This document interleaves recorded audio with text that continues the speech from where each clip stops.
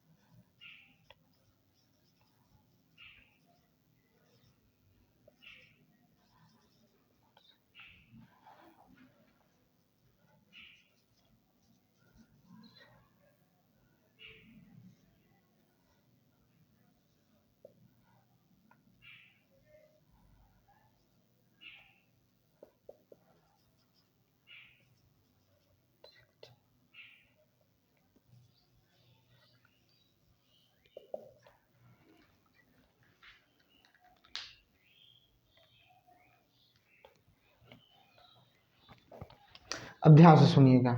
पहली बात तो जो ईस्ट होता है, ईस्ट को हमको देखने को यहाँ सेल भी लिख सकते हैं, यहाँ पर बर्ड्स भी लिख सकते हैं।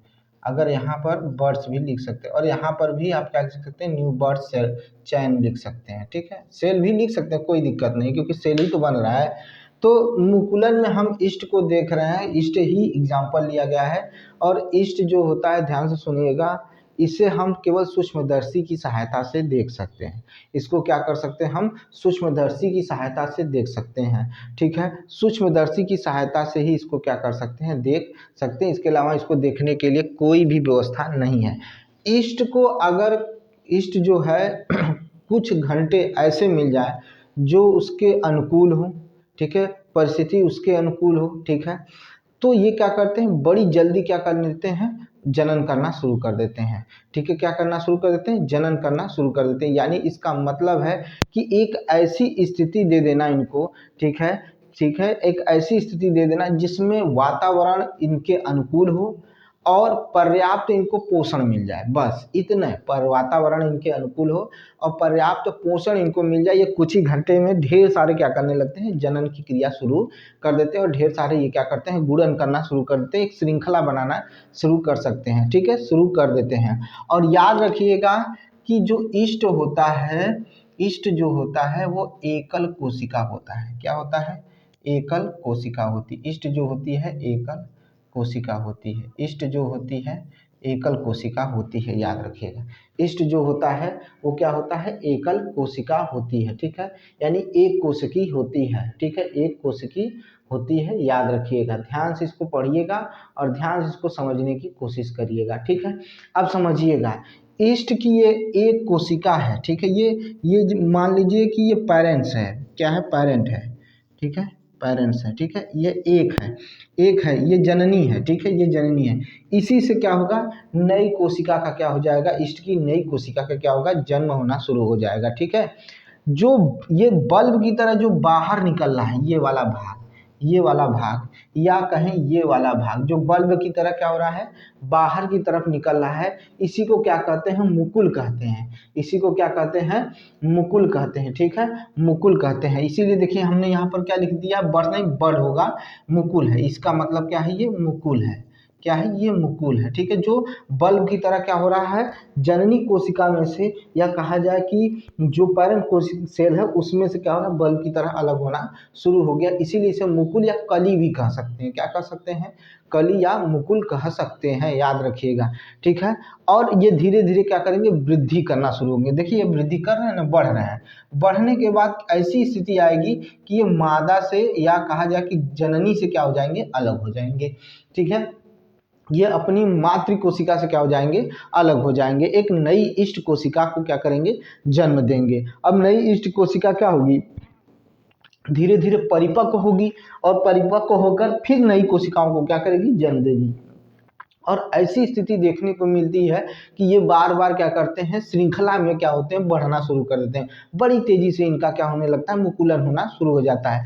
और जब नए मुकुल होते हैं या नए मुकुल बार बार निकलना शुरू होते हैं, इसी को मुकुलन कहा जाता है, ठीक है। और ईस्ट में बहुत संख्या में कोशिकाएं बन जाती हैं, जो क्या करती हैं? नए कोशिकाओं को क्या कर देते हैं? जन्म दे देते हैं। यही है आपका मुकुलन या बडिंग, जिसमें ईस्ट को एग्जाम्पल लेकर इसको समझाया गया है।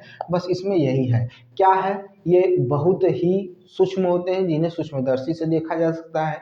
यह एक कोशिकी होते हैं, ठीक है। और इसमें जो बल्ब के आकार से जब इनका विखंड मतलब अलगाव होना शुरू होता है, उसे मुकुल या क्या कली कहते हैं। बाद में ये धीरे धीरे क्या हो जाते हैं? मातृ कोशिका से अलग हो जाते हैं और नया कोशिका को जन्म देते हैं। और यही फिर धीरे धीरे क्या होने लगते हैं? बढ़ना शुरू होते हैं, एक श्रृंखला बना लेते हैं, ठीक है। क्या कर लेते हैं? श्रृंखला बना लेते हैं। और क्या हो जाता है? आपका पूरा क्या हो जाता है? एक पौधे का क्या हो जाता है? जन्म हो जाता है, ठीक है। क्या हो जाता है? पौधे का क्या हो जाता है? जन्म हो जाता है। इस चीज को याद रखिएगा, ठीक है, इस चीज को याद रखिएगा, ठीक है। अब आइए चलते हैं, किसकी तरफ चलना है हमको? तो हमें चलना है फ्रेगमेंटेशन की तरफ चलना है। किसमें चलना है? फ्रेगमेंटेशन की तरफ चलना है। यानी फ्रेगमेंटेशन जो होता है उसे क्या कहते हैं? खंडन। यानी खंडन मतलब फ्रेगमेंटेशन के जरिए क्या होता है? खंडन। और ये किसमें देखने को मिलता है? तो शैवाल में देखने को मिलता है। किसमें देखने को मिलता है? तो शैवाल में देखने को मिलता है। तो चलिए ये हो गया होगा, ये चीज समझ में आ गई होगी, इसमें बहुत ज्यादा नहीं है।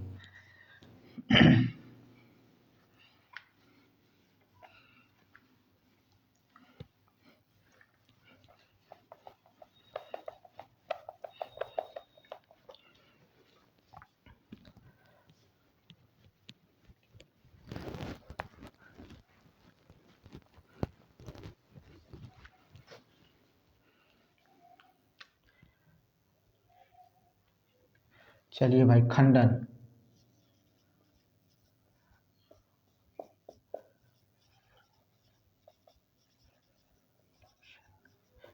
फ्रेगमेंटेशन, खंडन के बारे में सुनिए। हम इसमें शैवाल के बारे में चर्चा करेंगे। क्योंकि हम एक तालाब में देखते हैं, तालाब में क्या देखते हैं कि तालाब में जल है, और जल के साथ उसमें कुछ पोषक तत्व होते हैं, यानी पोषण करने वाले तत्व होते हैं, जो तालाब के जीवों को क्या करते हैं? उन्हीं से क्या मिलता है? उनको पोषक तत्व मिलता है, जिससे वो वृद्धि और विकास करते हैं। इसी में क्या आता है? शैवाल आता है, ठीक है। और ये हरे रंग का होता है। जो होता है ये कैसा होता है? हरे रंग का होता है। हरे रंग का होता है। कौन? शैवाल। हरे रंग का शैवाल होता है। हरे रंग का क्या होता है? शैवाल होता है, याद रखिएगा, जरा देख लें। हरे रंग का क्या होता है? हाँ ठीक है, हरे रंग का क्या होता है? शैवाल होता है, ठीक है, हरे रंग का शैवाल होता है। अगर इसको पर्याप्त जल मिले और पोषक तत्व उपलब्ध हो जाए तो ये बड़ी तेजी से अपने अंदर क्या करने लगते हैं, खंडन करना शुरू करते हैं। हमने ईस्ट में बताया क्या होता है, अब हम किस में बता रहे हैं, शैवाल में बता रहे हैं कि इसमें क्या होता है। बड़ी तेजी से क्या करना शुरू कर देते हैं, खंडन करना शुरू करते हैं, इनकी वृद्धि होना शुरू हो जाती है, यानी शैवाल की वृद्धि होती है, तेजी से खंडन भी होने लगता है, ठीक है। दो शैवाल उससे अधिक क्या करते हैं, कई टुकड़ों में क्या करते हैं, बढ़ना शुरू करते हैं और निरंतर ये चलता रहता है, निरंतर क्या होने लगता है, चलता रहता है। यानी खंडन की जो प्रक्रिया इसमें देखने को मिलती है तो शैवाल में देखने को मिलती है। और कुछ ही समय में देखेंगे तालाब में पूरी तरह से क्या हो जाते हैं, फैल जाते हैं, जगह जगह पर क्या होंगे, पूरी तरह से एक समूह बनाकर क्या करते हैं, शैवाल जो होते हैं वो फैल जाते हैं। यही फ्रेगमेंटेशन है, ठीक है। अब हम पढ़ेंगे स्पोर फॉर्मेशन यानी बीजाणु निर्माण। स्पोर फॉर्मेशन पढ़ने चल रहे हैं, बीजाणु निर्माण, ध्यान से सुनिएगा, उसके बाद आगे की तरफ चलेंगे, ठीक है। जहां लिखवाने की जरूरत पड़ेगी वहीं लिखवाएंगे, जहां नहीं पड़ेगी वहां नहीं लिखवाएंगे। बीजाणु निर्माण, बीजाणु निर्माण,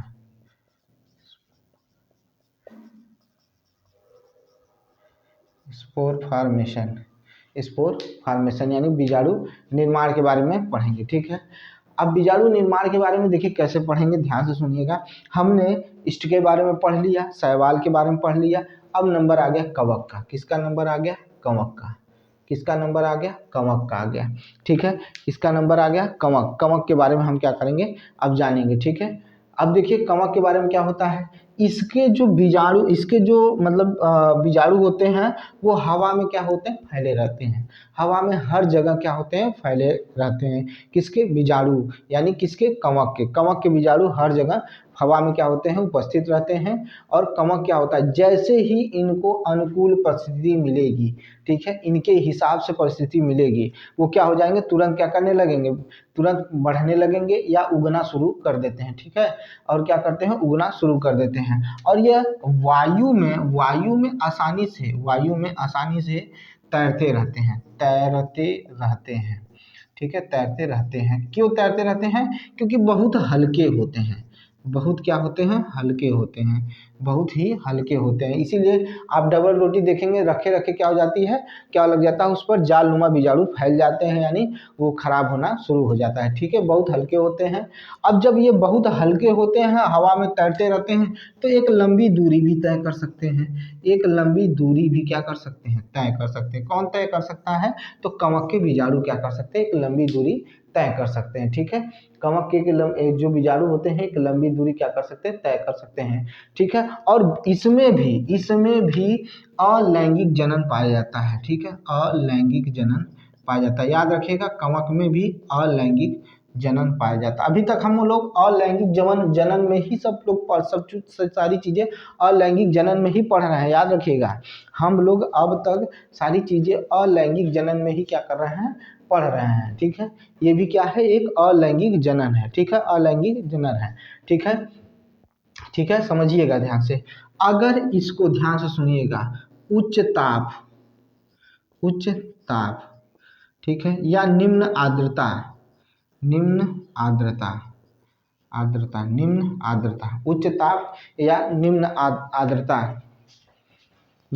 आर्द्रता जैसी प्रतिकूल परिस्थिति अगर इसको मिलती है, ठीक, प्रतिकूल, अनुकूल नहीं, प्रतिकूल परिस्थिति मिलती है।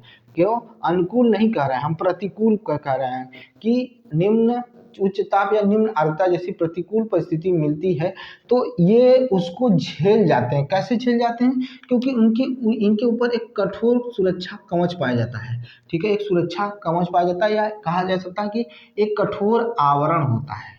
क्या होता है, एक कठोर आवरण होता है, आवरण होता है, एक कठोर क्या होता है, आवरण होता है, जो इनको क्या करता है, बचा कर रख, जो क्या करता है, सुरक्षा देने का काम करता है। इसलिए क्या होता है कि ये लंबे समय तक क्या रहते हैं, जीवित रहते हैं, क्योंकि उच्च ताप और निम्न आर्द्रता का कोई प्रभाव इन पर नहीं पड़ता है कठोर आवरण के कारण। इसलिए यह लंबे समय तक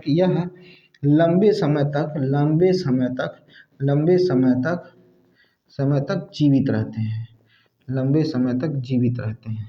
आज इसका अंत है भाई, आज इसको खत्म करेंगे। लंबे समय तक क्या करते हैं, जीवित रहते हैं। ठीक है, फिर से सुनिएगा, ये कवक जो होता है इसमें बीजाणु का निर्माण कैसे होता है, तो ये इसके जो बीजाणु होते हैं वो हवा में तैरते रहते हैं हमेशा। ठीक है, और बहुत हल्के होते हैं, इसलिए ये क्या करते हैं, लंबी दूरी तय कर लेते हैं, लंबी दूरी तय कर लेते हैं। यह एक अलैंगिक जनन है, और ये जब अपनी स्थिति परिस्थिति के अनुकूल पाते हैं, ठीक है, हल्का सा भी नमी पाएंगे तो बड़ी तेजी से फैलना शुरू हो जाते हैं। डबल रोटी पर हरे रंग के पाए जाते हैं। ठीक है, देखने को मिलते हैं। और ये इतना मतलब ये जीवित लंबे समय तक जीवित भी रहते हैं, ऐसे ही वातावरण में पड़े रहेंगे, जीवित रहेंगे। क्यों? क्योंकि इनके अंदर उच्च ताप और निम्न आर्द्रता सहने की क्षमता होती है। और वो किस कारण होता है, एक कठोर आवरण इसके ऊपर रहता है, उसकी वजह से ये क्या करते हैं, हर परिस्थिति में अपने आप को बचाकर रखते हैं। और जैसे ही परिस्थिति अनुकूल मिलती है, ये क्या करने लगते हैं, धीरे से क्या करने लगते हैं, अपनी संख्या बढ़ाना शुरू कर देते हैं, धीरे से अपनी संख्या बढ़ाना शुरू कर देते हैं। इनमें दो एग्जाम्पल बहुत फेमस है, फर्न और मास। ठीक है, उदाहरण इसके एग्जाम्पल क्या हम पढ़ रहे हैं, एग्जाम्पल एग्जाम्पल। ठीक है, क्या क्या है, फर्न और मास। ठीक है, याद रखिएगा, फर्न व मास याद रखिएगा। ये दो एग्जाम्पल इनके बहुत इंपॉर्टेंट है। फर्न और मास जो है, ये दो एग्जाम्पल आपको देखने को मिलेंगे, जो जिनका जन्म बीजाणु के द्वारा होता है, जिनका जन्म बीजाणु के क्या होता है, बीजाणु के द्वारा होता है, जिनका जन्म बीजाणु के द्वारा होता है। ठीक है भाई, क्लियर है, इससे ज़्यादा इसमें कुछ नहीं है। अब आगे चलते हैं हम लोग। अब हम लोग अभी अलैंगिक जनन में सब कुछ पढ़ रहे थे, अब हम पढ़ेंगे लैंगिक जनन। किसमें पढ़ेंगे, लैंगिक जनन में पढ़ेंगे। ठीक है, लैंगिक जनन में पढ़ेंगे। ठीक है, चलिए लैंगिक जनन पढ़ते हैं। सब कुछ आराम से समझेंगे। ठीक है, कोई दिक्कत नहीं है।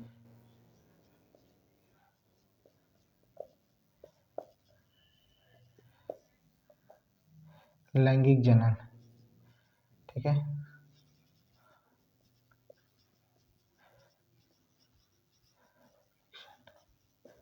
ठीक है, सेक्सुअल रिप्रोडक्शन यानी लैंगिक जनन। ठीक है, सेक्सुअल रिप्रोडक्शन यानी लैंगिक जनन के बारे में हम लोग पढ़ेंगे। ठीक है, अब ध्यान से सुनिएगा, बहुत इंपॉर्टेंट, यहाँ से क्वेश्चन बन सकता है। ठीक है, यहाँ से क्वेश्चन आपको देखने को मिल सकता है। ठीक है, ध्यान से सुनिएगा, समझ में आएगा सारी चीजें। आप ये करिए, देखिए पहली बात तो लैंगिक जनन के बारे में बात कर लेते हैं, क्या होता है। जिनका जन्म यानी जिन पौधों का विकास या जो पौधे उगते हैं, जिनमें क्या होता है, बीज का योगदान होता है उनको उगने के लिए, उसे क्या कहते हैं, लैंगिक जनन होते हैं। क्या कहते हैं, लैंगिक जनन होता है। और हर पौधे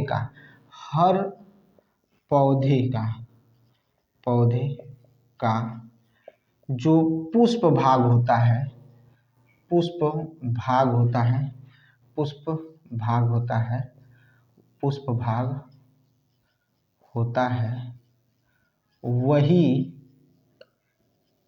पौधे का जनन अंग होता है, वही पौधे का जनन अंग होता है, जनन अंग होता है। ठीक है, जनन अंग होता है।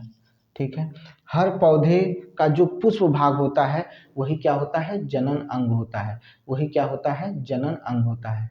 ठीक है, पुंकेसर जो होता है, याद रखिएगा, पौधे का पुंकेसर भाग, पुष्प के पुंकेसर भाग, पुष्प के पुंकेसर भाग को नर जनन अंग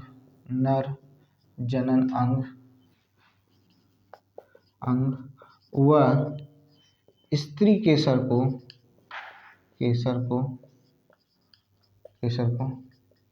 मादा जनन अंग कहते हैं।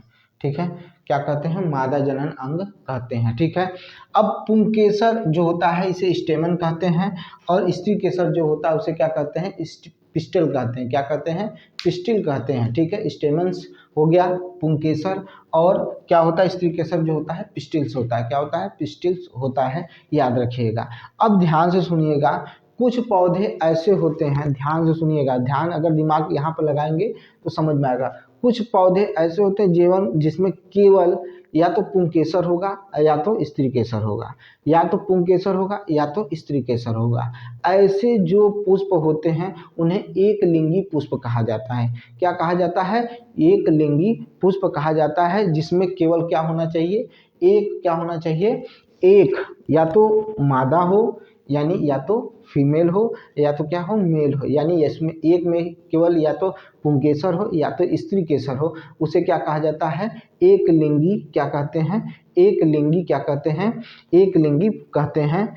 या कहा जाए तो इन्हें यूनिसेक्सुअल कहते हैं। क्या कहते हैं? यूनिसेक्सुअल फ्लावर कहते हैं। फिर से सुनिए, कुछ पुष्प ऐसे होते हैं जिसमें केवल एक या तो स्त्री केसर या तो पुंकेसर उपस्थित हों, तो इन्हें एक लिंगी कहा जाता है या इन यूनिसेक्सुअल फ्लावर कहा जाता है। ठीक है, तो आगे चलते हैं इसमें।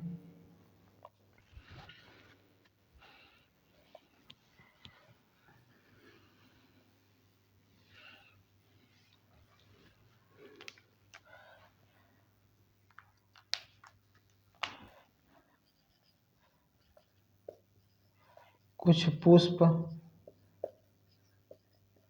ऐसे होते हैं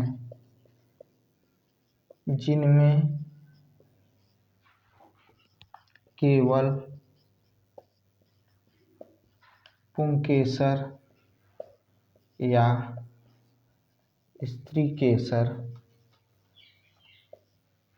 स्त्रीकेसर पाए जाते हैं।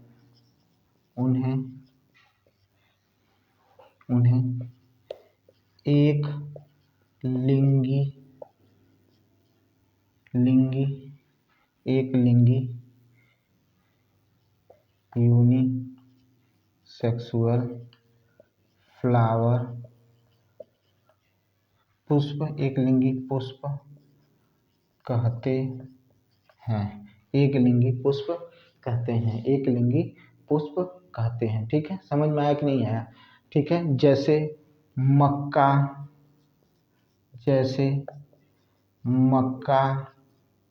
ठीक है, ककड़ी, पपीता व खीरा इत्यादि। ठीक है, ये क्या है? एक लिंगी पुष्प है। ठीक है, यानी यूनिसेक्सुअल फ्लावर है। एक पुष्पी होते हैं, यूनिसेक्सुअल फ्लावर है। या जिन पुष्पों में केवल क्या पुष्पकेसर या स्त्री केसर देखने को मिलेगा उसे एक लिंगी कहेंगे। ठीक है, कुछ पुष्प, दूसरा ये पहला था।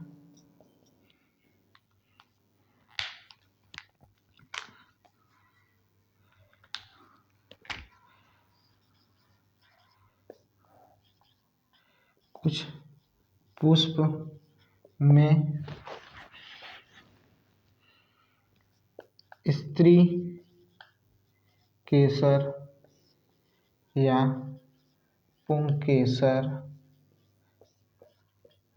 दोनों पाए जाते हैं।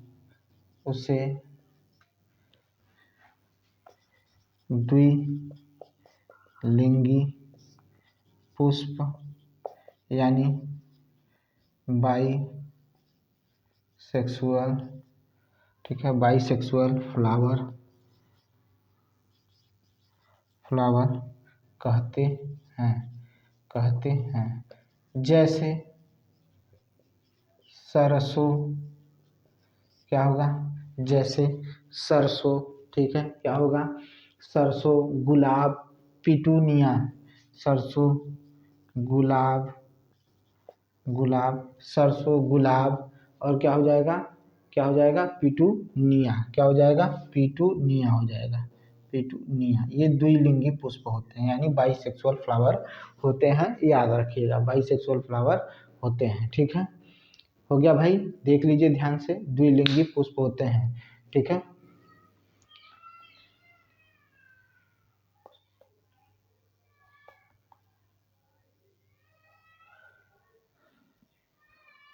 हो गया भाई? चलिए ये तो हो गया, ये सारी चीजें हो गई, ध्यान दे लीजिए। हम हटने का सिर्फ यही कारण है कि ताकि आप क्या कर सके, स्क्रीनशॉट ले सके भाई। ठीक है, देख लीजिए इसको। ठीक है, ये हो गया।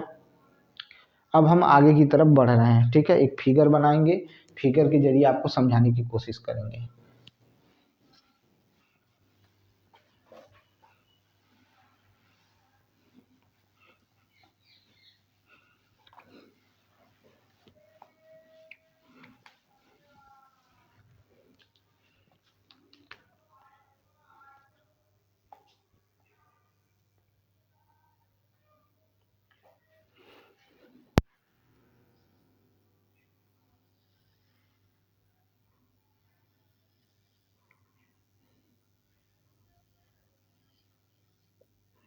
ठीक है, समझने की कोशिश करिएगा। देखिए ये क्या है, ये है पराग कोश। पराग पराग कोश। ठीक है, एंथर क्या होता है, एंथर होता है।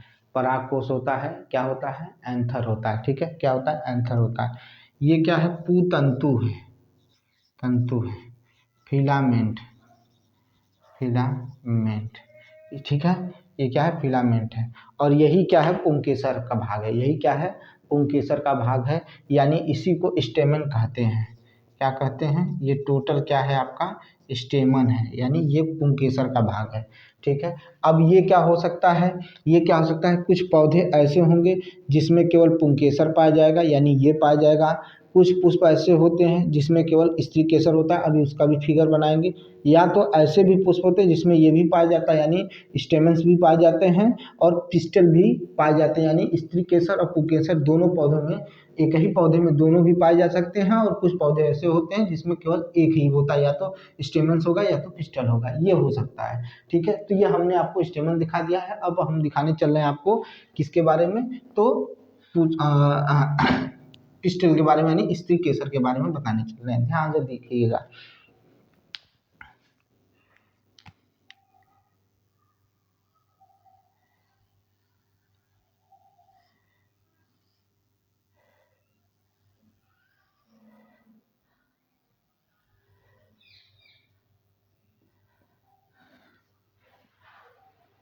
ठीक है, ठीक है।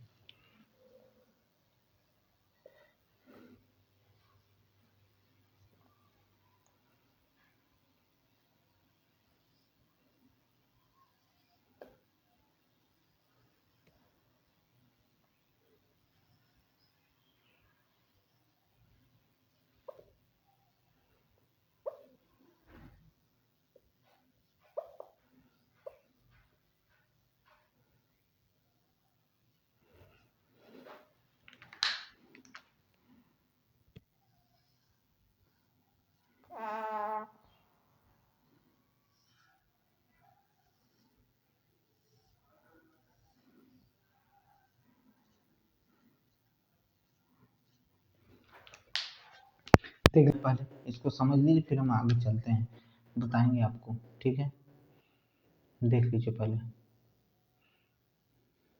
अब देखिए यहाँ पर ये दोनों जो हैं इसे स्टिग्मा कहते हैं। स्टिग्मा, वर्तिकाग्र। स्टिग्मा यानी वर्तिकाग्र, वर्तिकाग्र। ठीक है, वर्तिकाग्र। ये जो है ये स्टाइल है, क्या है, स्टाइल है। ये है वर्तिका, क्या है, ये वर्तिका है, क्या है, वर्तिका है। ठीक है, ये क्या है, स्टाइल है, यानी वर्तिका है। ठीक है, वर्तिका है। ठीक है, याद रखिएगा क्या है, वर्तिका है। क्लियर है। अब देखिए हम क्या पढ़ना है, तो हमें पढ़ना है बीजांड। क्या पढ़ना है, बीजांड और अंडाशय। ठीक है, बीजांड और अंडाशय। ठीक है, तो देखिए ये बीजांड है, क्या है, बीजांड है, बीजांड, बीजांड।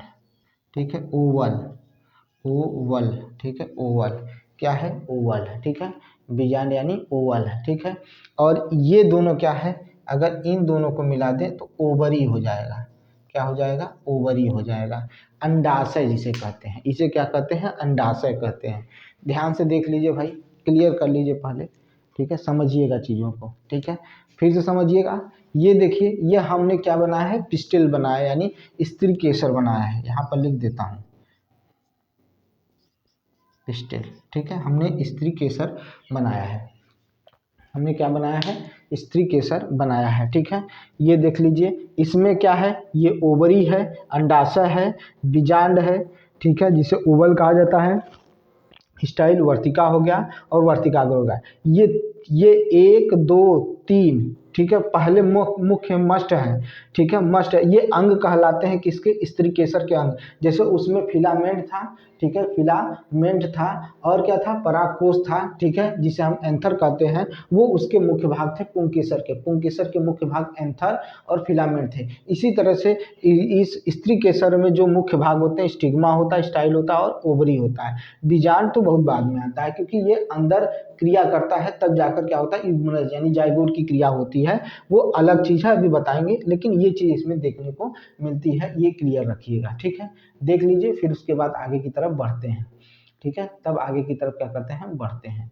अब ध्यान से सुनिएगा, हमने बताया कि जो पुंकेसर होता है उसमें परागकोश होता है, ठीक है, एंथर होता है, और क्या होता है, तंतु होता है, या उसे पुतंतु भी कहते हैं। ठीक है, कह सकते हैं, पहचान सकते हैं, ये चीज़ याद रखिएगा। ठीक है, अब आगे क्या होता है कि परागकोश में क्या होते हैं, यानी इससे पहले जो परागकोश बनाए थे, परागकोश बनाए थे, परागकोश, ठीक है, परागकोश में परागकण होते हैं, ठीक है, पराग कण होते हैं, ठीक है, पराग कण होते हैं, क्या होते हैं, पराग कण होते हैं, यानी एंथर में ही क्या पाए जाते हैं, आपके पराग कण पाए जाते हैं, एंथर में ही क्या पाए जाते हैं, पराग कण पाए जाते हैं, जिन्हें हम पोलन ग्रेन कहते हैं। क्या कहते हैं, पोलन ग्रेन कहते हैं। ठीक है, क्या कहते हैं, पोलन ग्रेन कहते हैं। ठीक है, ये पराग कण होते हैं, इन्हीं का मुख्य काम है, यही काम करते हैं, जिसे नर युग्मकों को बनाते हैं, जो क्या करते हैं, नर युग्मक को बनाते हैं। स्त्री केसर में मैंने अभी बताया कि स्त्री केसर में वर्तिकाग्र, वर्तिका और अंडाशय, वर्तिका और अंडाशय मुख्य भाग होते हैं। अंडाशय में क्या होता है, बीजांड होता है, ओवल होता है। अंडाशय में क्या होता है, बीजांड होता है। इसकी संख्या 1 या 1 से अधिक हो सकती है। ठीक है, बीजांड की संख्या 1 या 1 से अधिक हो सकती है अंडाशय में। ठीक है, मादा युग्म, ठीक है, या मादा के अंड जो होते हैं, ठीक है, जो जिसे हम बीजांड कह रहे हैं, वो ठीक है क्या करते हैं, बीजांड का ही क्या होता है, निर्माण होता है, अंड के रूप में ही बीजांड का क्या निर्माण होता है। और क्या होता है, नर जनन अंग में, ठीक है, यह कहा जा सकता है, नर जनन अंग में फिलामेंट और एंथर देखने को मिलता है, और मादा जनन अंग में हमको स्टिग्मा, स्टाइल और ओवरी देखने को मिलता है, याद रखिएगा। अब अगर हम लैंगिक जनन में देखने को देखें तो नर एवं मादा, ठीक है, नर एवं मादा युग्मकों को का क्या होता है, संयोग होता है, यानी संयोग होता है। संयोग होने के बाद क्या बनता है, युग्मनज बनता है, जिसे क्या कहा जाता है, जाइगोट कहा जाता है। क्या कहा जाता है, युग्मनज बनता है, युग्मनज बनता है, जिसे क्या कहते हैं, तो जाइगोट कहते हैं। क्या कहते हैं, जाइगोट कहते हैं। ठीक है, क्लियर है, जब ये दोनों मिलेंगे तो जाइगोट का निर्माण होगा, ये तय है, क्या होगा, जाइगोट का निर्माण होगा। ठीक है, अब देखिएगा, ध्यान से सुनिएगा, ये चीज़ हो गई, इसमें हमने बता दिया। अब ध्यान से सुनिएगा, समझ में चीज़ें आएंगी। ठीक है, बहुत ज़्यादा कठिन नहीं है। ठीक है, कहता है कि जो पराग कण होते हैं, ठीक है, पराग कण होते हैं, यानी पोलन ग्रेन्स जो होते हैं, वो क्या होते हैं, बहुत दृढ़ और सुरक्षात्मक क्या होते हैं, एक आवरण से बने होते हैं। ठीक है, सुरक्षात्मक आवरण से क्या होते हैं, बने होते हैं। ठीक है, और इसी सुरक्षात्मक आवरण के कारण यह जल्दी सूखते नहीं हैं। ठीक है, ये क्या होता है, ये जल्दी सूखते नहीं हैं। ठीक है, सुरक्षात्मक आवरण के कारण ये जल्दी क्या करते हैं, सूखते नहीं है। फिर से समझिएगा, हम किसकी बात कर रहे हैं, परागकण की बात कर रहे हैं। ठीक है, ये परागकण की बात कर रहे हैं, परागकण की बात कर रहे हैं, परागकण की बात कर रहे हैं। इस पर सुरक्षात्मक, ठीक है, आवरण पाया जाता है, आवरण पाया जाता है। ठीक है, जिसके कारण यह जल्दी सूखते नहीं है, ये जल्दी सूखते नहीं है। ठीक है, ये जल्दी सूखते नहीं है। अब क्या होता है, जो परागकण होते हैं वह या तो हवा के कारण या जल के कारण, जल के कारण एक स्थान से दूसरे स्थान चले जाते हैं, या पशुओं के कारण, या पक्षियों के कारण, या छोटे छोटे जो कीट पतंग होते हैं उनके पैरों पर क्या होते हैं, उनके पंखों पर, या आदमी के मतलब जो मनुष्य है उसके कपड़े पर, जानवरों के शरीर पर क्या होते हैं, चिपक जाते हैं और एक स्थान से दूसरे स्थान पर पहुंचते हैं। इसी के कुछ कण क्या हो जाते हैं, वो क्या करते हैं, मादा जनन अंग, ठीक है, वर्तिकाग्र पर क्या हो जाते हैं, गिर जाते हैं। क्या हो जाते हैं, वर्तिकाग्र पर गिर जाते हैं। ठीक है, जब ये परागकण वर्तिकाग्र पर गिरते हैं तब वहीं से निषेचन की क्रिया क्या हो जाती है, शुरू हो जाती है। क्या हो जाती है, निषेचन की क्रिया शुरू हो जाती है। यानी परागकणों का परागकोश से वर्तिकाग्र तक स्थानांतरण क्या कहलाता है, परागण कहलाता है। क्या कहलाता है, परागण कहलाता है। क्या कहलाता है, परागण कहलाता है। ठीक है, क्या कहलाता है, परागण कहलाता है। यानी इस प्रक्रिया को क्या कहते हैं, पॉलिनेशन कहते हैं। पॉलिनेशन कहते हैं। सुनिएगा, फिर से सुनिएगा, पॉलिनेशन किसको कहते हैं। जब हवा या जल के या मनुष्य के कपड़ों पर या पक्षी के पंखों पर या जो छोटे छोटे कीट होते हैं उनके पैरों पर ये परागकण क्या हो जाते हैं, लग जाते हैं। और लग कर कहाँ से, परागकोश से लग कर, परागकोश से लग कर किसी पुष्प के वर्तिकाग्र पर पहुँचते हैं, सेम पुष्प के वर्तिकाग्र पर पहुँचते हैं और उस पर क्या हो जाते हैं, कुछ गिर जाते हैं। और जब गिर जाते हैं तो प्रक्रिया शुरू होती, उसी को क्या कहते हैं, परागण कहते हैं, यानी पॉलिनेशन कहा जाता है। ये तो लिखवाने की जरूरत नहीं है भाई, समझते जाइए, सुनते जाइए। ठीक है, क्या कहलाता है, परागण कहलाता है। परागण उसी पुष्प के वर्तिकाग्र पर गिर जाए। अगर हम कह रहे हैं कि जो परागकण है, परागकण, ठीक है, परागकण, ठीक है, सेम सेम सेम पुष्प के वर्तिकाग्र पर गिरता है तो उसे स्वपरागण कहते हैं। उसे क्या कहते हैं, स्वपरागण कहते हैं। ठीक है, स्वपरागण कहते हैं। सेल्फ पॉलिनेशन कहलाता है। क्या कहलाता है, सेल्फ पॉलिनेशन कहलाता है। क्या कहलाता है, सेल्फ पॉलिनेशन कहलाता है। लेकिन यही परागकण दूसरे पुष्प के समान दूसरे पुष्प पर जाकर गिर जाए तो उसे क्या कहेंगे, क्रॉस पॉलिनेशन, यानी पर परागण कहेंगे। क्या कहेंगे, पर परागण कहेंगे। ठीक है, पर परागण कहेंगे। जो चीज़ें लिखी हैं भाई उतना ही आपको बता रहे हैं, उससे ज़्यादा हमें बताने की ज़रूरत नहीं है, क्योंकि जितना इसमें लिखा है उतना बता ले, फिर जब आगे की कक्षाओं में चलेंगे तो इसको और विस्तृत पढ़ाएंगे। ठीक है, ये चीज़ आपको समझ में आया, परागण क्या होता है, ये हो गया परागकण। ठीक है, परागण हो गया। फिर से सुनिएगा, परागण यानी पॉलिनेशन क्या होता है, एक पुष्प के, ठीक है, एक पुष्प के एंथर से, ठीक है, परागकोश से परागकण निकलता है, चाहे किसी भी माध्यम से, जो माध्यम था मैंने बता दिया, वह किसी भी प्रकार से क्या होता है, स्वयं के वर्तिकाग्र पर, स्टिग्मा पर गिर जाएगा तो इसी को क्या कहेंगे, पॉलिनेशन कहेंगे। और ये क्या हो जाएगा, सेल्फ पॉलिनेशन कहलाएगा। लेकिन उसी पुष्प के दूसरे पुष्प पर जाकर गिरे तो उसे क्रॉस पॉलिनेशन यानी पर परागण कहते हैं। अब बताइए, इसमें लिखवाने की तो जरूरत है नहीं भाई, इसे लिखवाने की तो जरूरत नहीं है। अगर आपको लगता है लिखवाने की जरूरत है तो बताइए। ठीक है, इसे लिखवाने की जरूरत नहीं है। ठीक है, अब देखिए भाई, क्या पढ़ना है, फर्टिलाइजेशन पढ़ना है। क्या पढ़ना है, फर्टिलाइजेशन के बारे में पढ़ना है।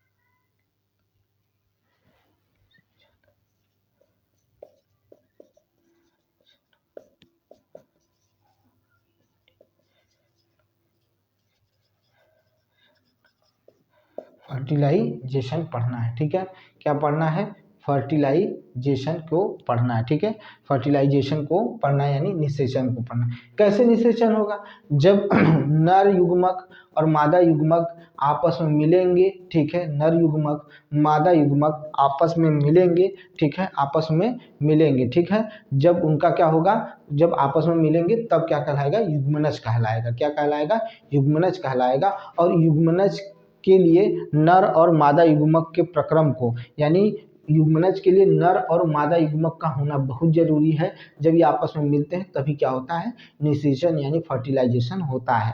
फर्टिलाइजेशन होता है, याद रखिएगा। और जब ये प्रक्रिया होती है तो इसी प्रक्रिया यानी युग्मनज से ही क्या होता है, भ्रूण का जन्म होता है, यानी भ्रूण का विकास होता है। क्या किसका विकास होता है, भ्रूण का क्या होता है, विकास होता है। क्या होता है, भ्रूण का विकास होता है, याद रखिएगा, भ्रूण का क्या होता है, विकास होता है। और जब, याद रखिएगा, ध्यान से सुनिएगा, अब आगे जो बता रहे हैं इतना इसमें समझिएगा, निषेचन बहुत बड़ा चीज नहीं है, आप उसको समझ सकते हैं, उसको बहुत समझाने की जरूरत नहीं है, ठीक है। अब फल और बीज का विकास क्या होता है, हमारा जब पुष्प परिपक्व होता है तो उसके अन्य भाग क्या हो जाते हैं, गिर जाते हैं, उसके अन्य भाग क्या हो जाते हैं, गिर जाते हैं, सिर्फ बीजांड यानी बीजांड रह जाता है, ठीक है, और वो उसके ऊपर फल लग जाता है। तो हम उसको क्या करते हैं, फल जो होता है वो गुद्देदार होता है, उसको क्या करते हैं, हम उसका उपयोग करते हैं। लेकिन कहीं न कहीं उसी के अंदर अंडाशय के रूप में ही विकसित हो रहा है और उसमें क्या होता है, बीजांड रहता है, ठीक है। यही बीज क्या होता है, बाद में क्या करता है, नए पौधों को जन्म देता है। लेकिन ये बीज सुरक्षित कैसे रहेगा, क्योंकि इसके ऊपर सुरक्षात्मक आवरण पाया जाता है, इसके ऊपर क्या होता है, सुरक्षात्मक आवरण पाया जाता है, जिसकी वजह से ये क्या रहता है, सुरक्षित रहता है, ठीक है। क्या होता है, सुरक्षित रहता है, ठीक है। ये चीज याद रखिएगा, ठीक है। अब बीज प्रकीर्णन के बारे में सुन लीजिए, ये भी काफी सिंपल है, इसमें भी बहुत ज्यादा कुछ चीजें नहीं है जिसको बहुत ज्यादा समझने की जरूरत नहीं है, ठीक है। अब क्या होता है कि कुछ दूरी पर, कुछ क्षेत्र में, कुछ विशेष क्षेत्र में एक ही प्रकार के पौधे पाए जाते हैं, एक ही प्रकार के क्या होते हैं, पौधे पाए जाते हैं, ठीक है। देखो, एक ही प्रकार के पौधे पाए जाते हैं, या प्राकृतिक में एक ही प्रकार के पादप जो भिन्न भिन्न स्थानों पर उगते हैं। मैंने फिर वही कहा कि कुछ दूरी पर या कुछ स्थान पर या कुछ विशेष स्थान पर एक ही प्रकार के पौधे पाए जाते हैं, ठीक है। ऐसा बीज के भी, ठीक है, ऐसे बीजों के विभिन्न स्थानों पर प्रकीर्णन का कारण होता है, ठीक है। प्रकीर्णन क्या होता है, एक कारण होता है जिसकी वजह से क्या करते हैं, एक स्थान से दूसरे स्थान पर क्या होता है, मूवमेंट होना देखने को मिलता है। कभी कभी किसी वन या खेत या फिर उद्यान में चहलकदमी करते हुए आपके वस्त्रों में, मैंने अभी बताया था कि हम जो कपड़ा पहने रहते हैं उसमें क्या होते हैं, परागकोश से परागकण क्या हो जाते हैं, हमारे शरीर पर टच कर जाते हैं, ठीक है। जो पोलन ग्रेन होते हैं वो टच कर जाते हैं या चिपक जाते हैं, ठीक है। अब जब चिपक गए हैं तो कहीं न कहीं क्या होते हैं, एक स्थान से दूसरे स्थान पर जाते हैं और वहाँ गिरकर क्या होने लगते हैं, नए पौधों को क्या करने लगते हैं, जन्म देना शुरू कर देते हैं। जन्म देना क्या करते हैं, शुरू कर देते हैं। और जब नए पौधों को जन्म देना शुरू करते हैं तो क्या होता है कि उनके अंदर विकास होने की स्पर्धा शुरू हो जाती है। गंभीर रूप से क्या होती है, स्पर्धा शुरू होती है। अगर उन्हें पर्याप्त जल या पर्याप्त सूर्य की रोशनी मिलेगी तो वो क्या करेंगे, बड़ी तेजी से क्या करेंगे, बढ़ने की शुरुआत कर देंगे और बढ़ेंगे भी, ठीक है। क्या करेंगे, बढ़ेंगे भी, ठीक है। बड़ी तेजी से क्या करेंगे, उनका विकास होना शुरू हो जाएगा। और इसी को क्या कहते हैं, प्रकीर्णन कहते हैं। इसी को क्या कहते हैं, प्रकीर्णन कहा जाता है। ये रहा आपका चैप्टर नंबर, ये जो आपने पढ़ा है इतना ही है। जो आपको मैंने बताया बस उतना याद रखिएगा, उतना बस सुन लीजिएगा, आपका काम हो जाएगा, ठीक है। उससे ज़्यादा आपको सुनने और करने की ज़रूरत नहीं है, ठीक है। ये रहा आपका चैप्टर। अब मिलते हैं नेक्स्ट वीडियो में। बहुत बहुत धन्यवाद। लाइक करिएगा, शेयर करिएगा, सब्सक्राइब करिएगा मेरे चैनल को, ठीक है। मिलते हैं नेक्स्ट वीडियो में।